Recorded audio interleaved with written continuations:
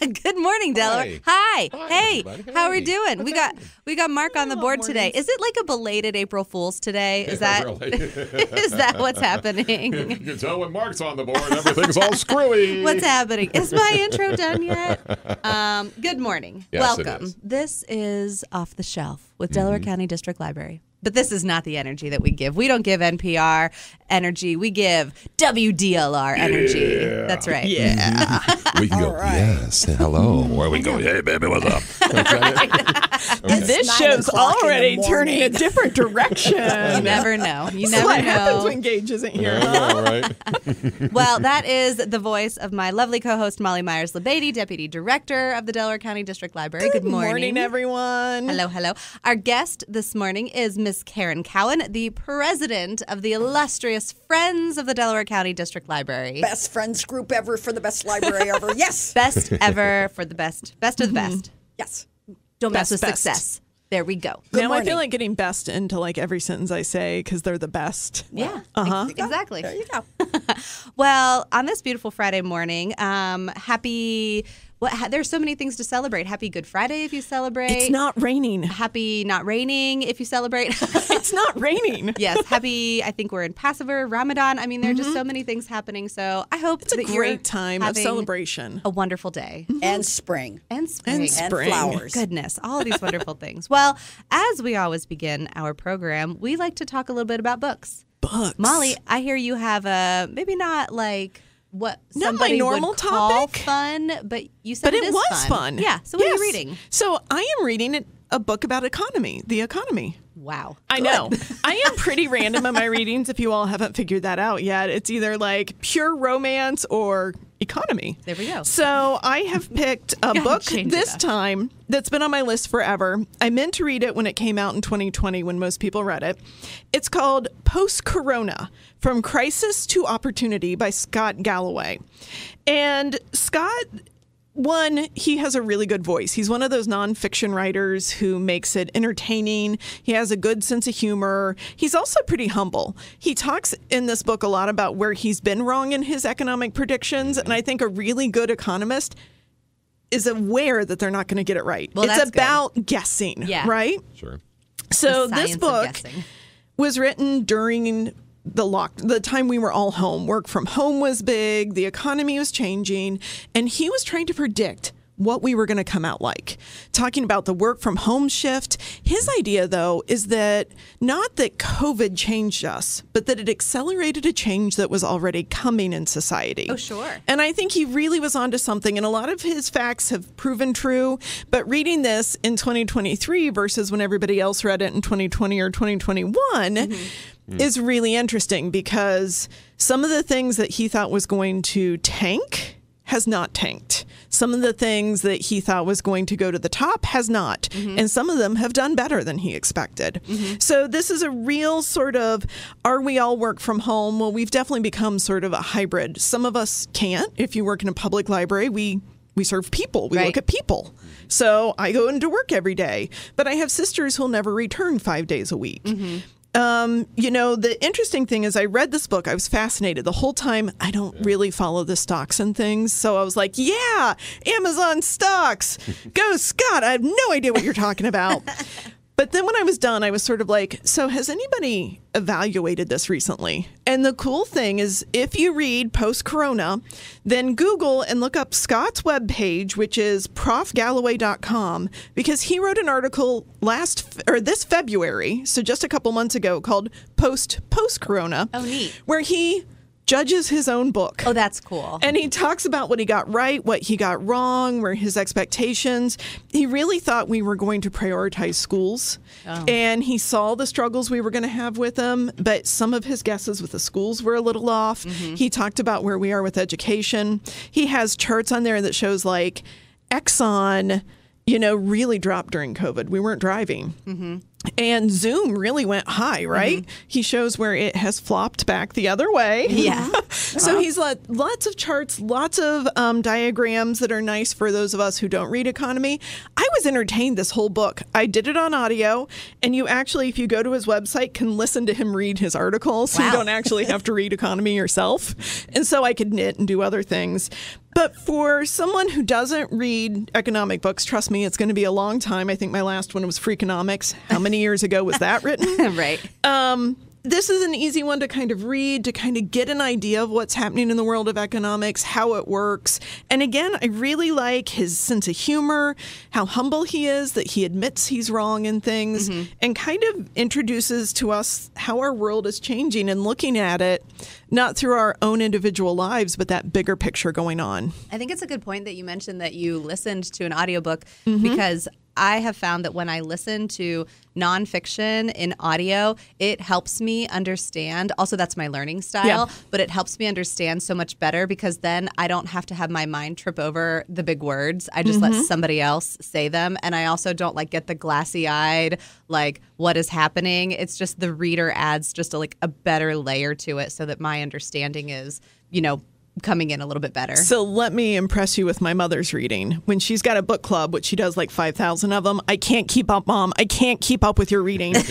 She will have the book in front of her, listen to the audio. I've done that too. And take notes. Yeah. So she shows up prepared to the book So many club. different styles And of I'm learning all at once. I'm kind of skimming it while I drive down the road, hoping I remember what happened in the last, sentence. Yep. No less chapter. You can't underline audio. No you underlining. can't take the yellow magic Hard. marker And across it. she has like 5 or 6 book clubs a month. Yeah. And then Impressive. every book, she's like, Molly, you really should read this one. Thanks, And I'm Mom. like, I barely show up to the radio show with anything to talk about. Please stop. Well, Karen, how is your reading life these days? Do you have anything that you've picked up lately that you love? So, as you all know, we have moved into the Liberty Library. Yes. And our new headquarters are there. And the way we have that set up, we can do book sales. I'll talk more about this later. I was going to say, but we're we going can do to book sneak sales. preview. Yeah.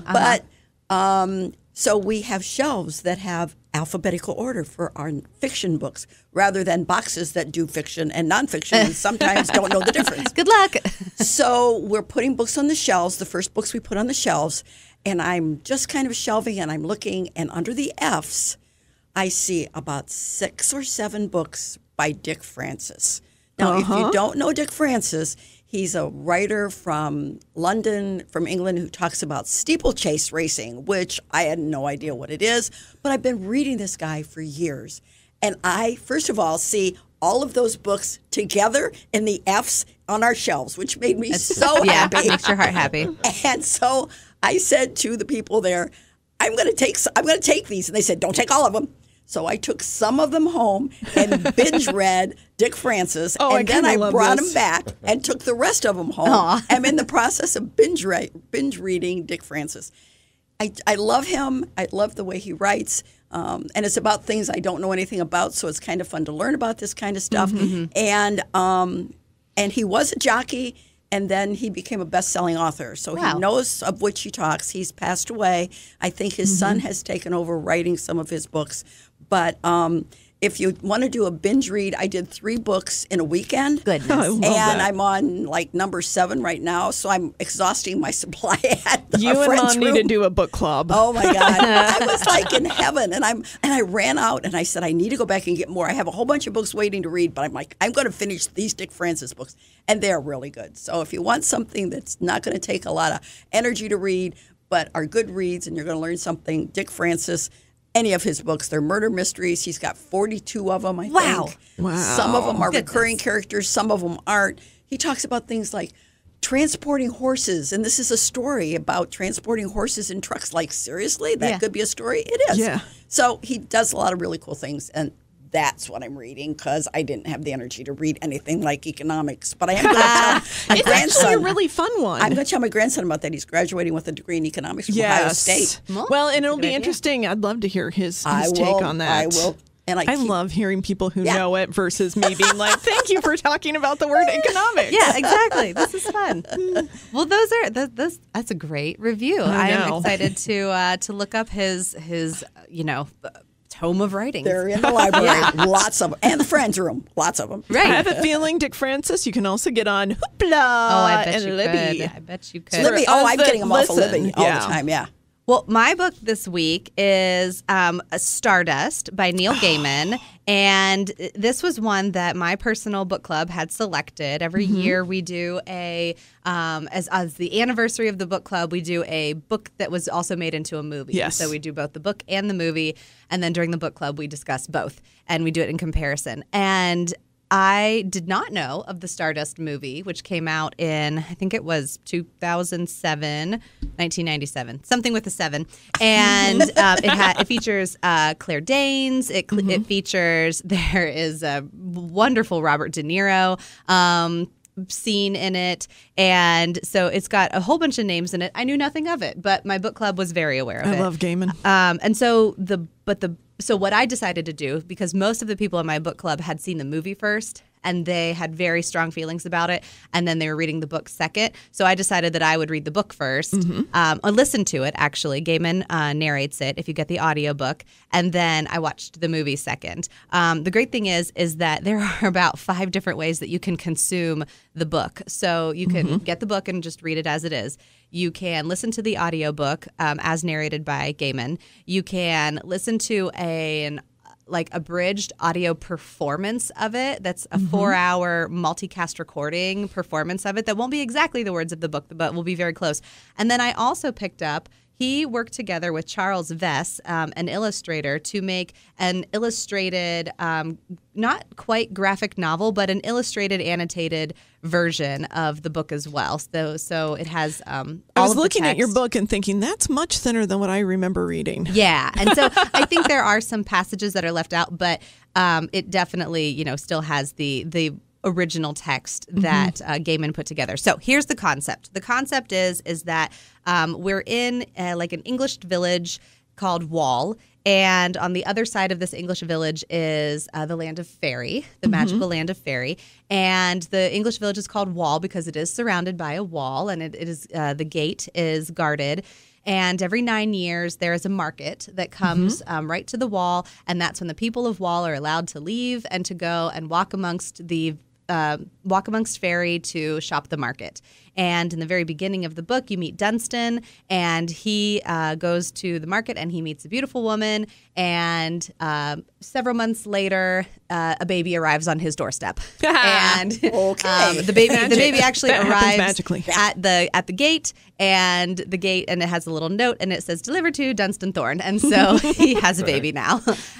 And then we flash forward 18 years, and we have met Tristan, and Tristan is Dunstan's son, and Tristan is now also interested in a young woman. And as they're sitting out in the land, in the field, they look up and they see a falling star. And he's really trying to convince this young woman, Victoria, to marry him. And she's just not quite feeling it.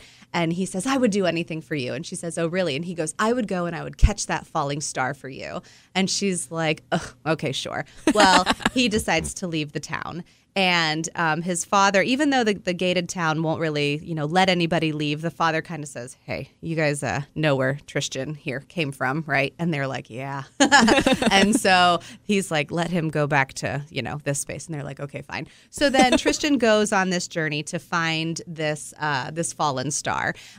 He is, no spoilers here, he is pleasantly surprised when he finds the star and finds out that she is actually a young lady, or embodied by a young lady, but she is a star indeed. And he and the star kind of go on this journey to go back to the village of Wall so that he can present her to his love Victoria and say, "Look, I caught the fallen star." And it's a lady. "And now will you marry me?" And in the book, this all takes place over the course of about 6 months. If you are a fan of the movie, this took place over the course of a week. There's a little bit of shortening of the timeline there. And so he brings her back. Well, it's the journey of bringing her back, right? So, of course, along the way, there are other people who are interested also in this fallen star.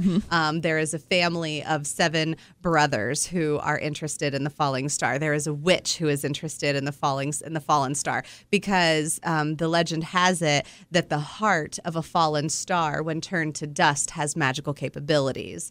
So there are lots of people who have lots of different interests in what's happened in fairy. And so it's a fairy tale. There are the traditional tropes. There is magic. There's a unicorn. There's witches. There's just lots of fun happening in it. Gaiman, of course, is delightful in his reading and his narration of it, and in his storytelling, as he's put together a really beautiful story. And so most people have kind of, in our book group, we said, whatever you consumed first, the movie or the book, is generally what you lean more toward. So I really did enjoy the book. The movie was fine, but I really enjoyed this book. So it's a very fast read. It's only going to last you about 6 hours. And to your point earlier, Molly, where you said the author kind of went back and looked at his own work and evaluated it, the audiobook that I listened to had a introduction by Gaiman and then an epilogue interview with Gaiman several years later, so he could kind of be like, I had no idea that this was going to turn into the powerhouse that it did. I love it every time. Yeah, I would definitely recommend it. It has a lot of fun and whimsy to it, and I think you would enjoy it if you enjoy just a fun little whimsical romp through fairy. So with that, we will take a break, and we'll see you on the other side with Karen Cowan, the president of our Friends of the Delaware County District Library, talking about some of the wonderful things that they have coming up soon. So my real quick question here before we go, the young man impressing the young lady back in Wall, he went and caught a star. Yeah. I mean, was she impressed or Catch not? a falling star. And this is why authors have made I'd hope so. all of my romantic wishes unreachable. Yeah. I look at Lloyd and I'm like,